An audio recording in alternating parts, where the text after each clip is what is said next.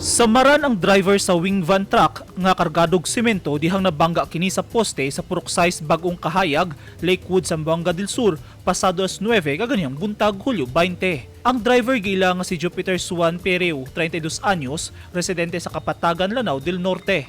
Sa inisyal nga investigasyon sa kapulisan, nasayran nga ang truck nakarehistro sa usa ka Jopi Pong nga taga Maranding, Lanao del Norte nga nagsubay sa Secondary Road sa nasangpit nga lugar. Sakay sa wing van truck ang daghang semento ug pag-abot ni ini sa pabahada ug kurbadang bahin sa kalsada, giingong kalit na wadan og brake, hinungdan nga wala na makontrol sa driver ang truck ug natumbak kini. Nabangga pa kini sa poste sa kuryente sa Samsorico 2 ug tungod sa kakusog sa impact sa bangga, nalagpot ang poste sa kuryente nga may resulta sa grabing kadaot lakip na ang wire ug wifi nga gitaod.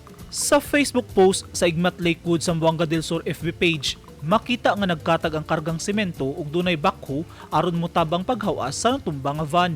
Ang driver nakaangkon og mga samad sa ulo ug daling gidala sa Rural Health Unit sa lungsod. Human madapatan og tambal ang samaran nga driver, gidala dayon kini sa police station aron maimbestigahan. Ang lugar giilang accident prone area. Nakig-alayo na sab sa barangay chairman sa lugar ang responding PNP team alang sa seguridad.